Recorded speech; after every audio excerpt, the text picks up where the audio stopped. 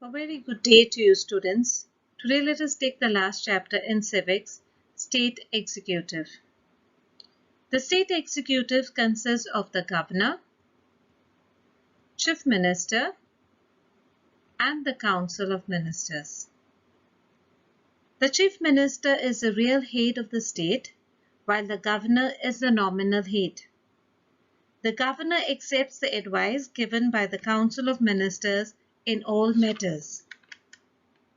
While discharging all his functions as the head of the executive in the state, the governor is like the president, who is aided and advised by the Council of Ministers, headed by the Chief Minister.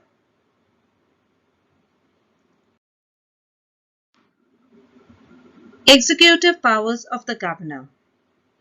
All executive functions in the state are carried on in the name of the governor. He appoints the Chief Minister, and on his advice he appoints the Council of Ministers. On the advice of the Chief Minister, he allocates portfolios among the ministers. He appoints the Advocate General and Chairman and members of the State Public Service Commission. He also has the power to appoint judges of the courts, but not of the High Court.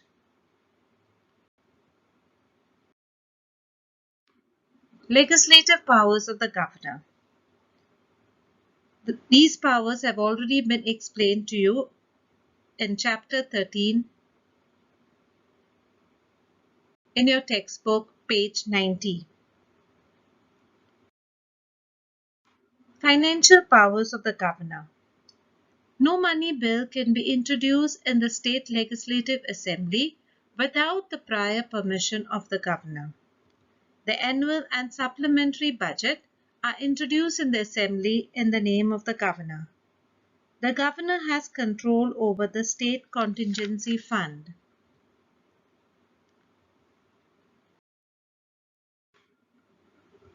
The power to pardon.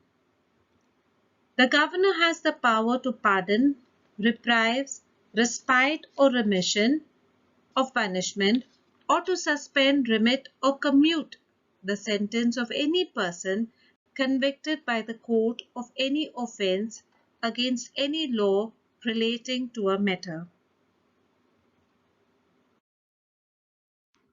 Discretionary powers. There are few powers that the governor possesses as representatives of the central or union government, and these are the discretionary powers.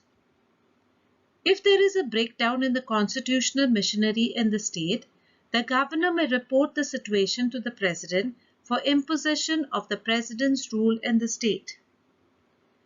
If the governor report is accepted by the president, he can proclaim emergency under Article 356.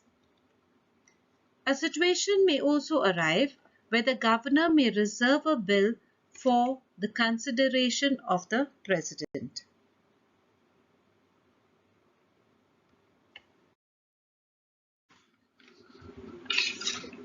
The Chief Minister. The Chief Minister is the head of the government of the state. The Council of Ministers, with the Chief Minister as its head, exercises real authority at the state level. The constitutional position of the Chief Minister is more or less similar to that of the Prime Minister. He remains in power as long as he has the majority of the Legislative Assembly. When he loses support in the legislature, he has to resign. Resignation of the Chief Minister means resignation of the whole Council of Ministers in the state. The Chief Minister must be a member of the state legislature. Functions of the Chief Minister.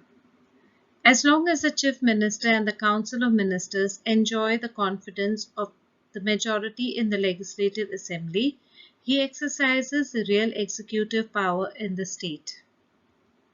The Chief Minister is the real head of the government. Ministers are appointed by the governor on the advice of the Chief Minister. The governor allocates portfolios to the ministers on the advice of the Chief Minister. The Chief Minister presides over the meeting of the Cabinet. He coordinates the functioning of different ministries and he also guides the functioning of the cabinet. He plays an important role in making higher appointments of the state government. Council of Ministers. The term is for a period of 5 years. The term of the Council of Ministers depends on the support of the members in the Legislative Assembly. If the Council of Ministers loses majority support in the Legislative Assembly, it has to resign. The Governor may also remove a minister from the Council of Ministers on the advice of the Chief Minister. The Council of Ministers is dissolved when the State Legislative Assembly's term is over. Formation of the Council of Ministers. Council of Ministers is appointed by the Governor. The person who commands the majority support in the State Legislative Assembly is appointed as the Council of Ministers by the Governor. Other ministers are appointed by the Governor only on the advice of the Chief Minister. Ministers included in the Council of Ministers must belong to either house of the state legislature. The portfolios of the members of the Council of Ministers are allocated by the Governor on the advice of the Chief Minister.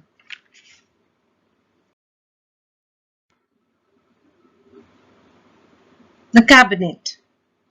The Chief Minister and ministers heading individual departments of the government constitutes the State Cabinet. It is the most powerful authority in the state administration. All important decisions of the state administration are taken by the Cabinet. Ministers are allotted the responsibility of various departments of state administration so that the department performs efficiently. Role of the Council of Ministers.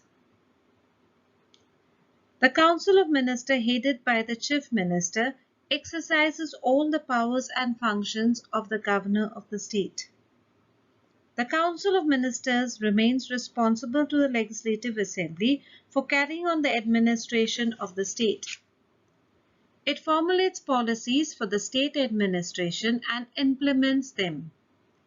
It is responsible for maintaining law and order in the state. It prepares the annual budget of the state government. The Minister for Finance represents the budget in the Legislative Assembly. It advises the Governor of the date and time of summoning or prolonging the session of the legislature. It also advises the Governor to dissolve the Legislative Assembly. State Executive in Goa. After liberation from the Portuguese rule, Union Territories of Goa, Daman and Diu was established. The first general election was held in December 1963, resulting in the formation of the first Council of Ministers. Goa acquired statehood on 30th May 1987. In Goa, the strength of the State Assembly is 40. Thank you.